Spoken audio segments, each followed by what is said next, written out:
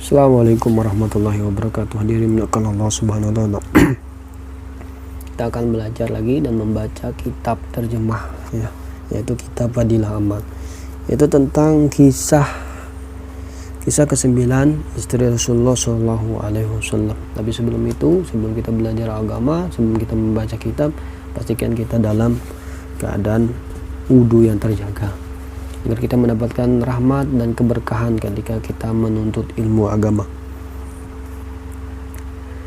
Ummu Habibah radhiyallahu anha, Ummul Mukminin Ummu Habibah radhiyallahu anha adalah anak perempuan Abu Sufyan radhiyallahu an.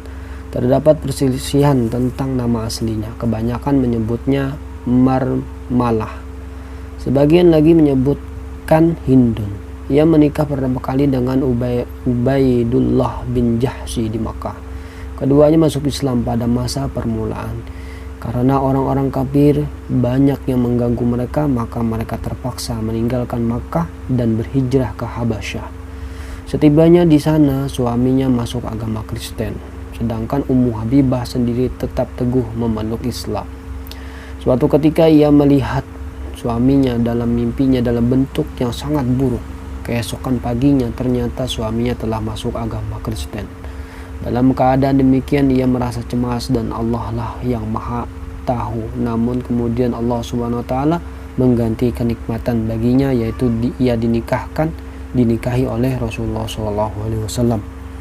Rasulullah SAW mengirim utusan kepada Raja Habasyah Najasyi agar ia berkenan menikahkan diri beliau dengan Ummu Habibah radhiyallahu anha. Kemudian Najasyi mengirim seorang utusan wanita bernama Abraha kepada Ummu Habibah radhiyallahu anha untuk menyampaikan kabar tersebut.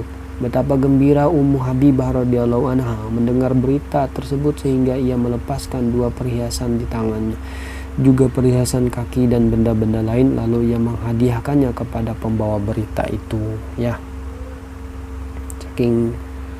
Saking gembiranya ya membawa berita tersebutnya.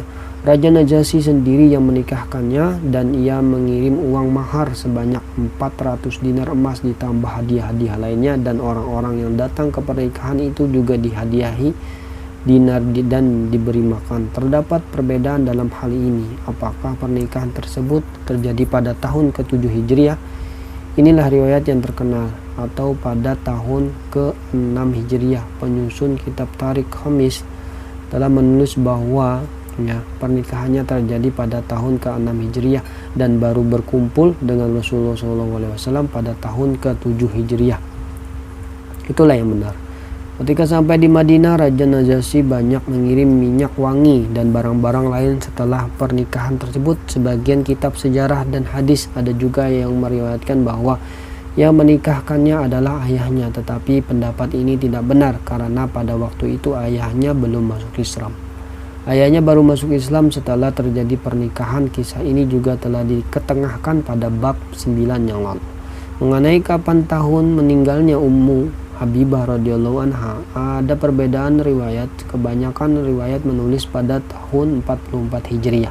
Ada juga yang menyatakan bahwa ia wafat pada tahun 42 Hijriah, 55 Hijriah atau 50 Hijriah. Dimuliakan Allah Subhanahu wa ta'ala. Dari kisah ini kita dapat mengambil pelajaran apa yang baik ya, dan kita juga mengamalkannya, dan juga kita sampaikan kepada saudara-saudara kita. Mari kita tutup dengan doa kifaratul majelis. Subhanakallahumma wa bihamdika asyhadu an la ilaha illa anta astaghfiruka wa atubu ilaik. Assalamualaikum warahmatullahi wabarakatuh.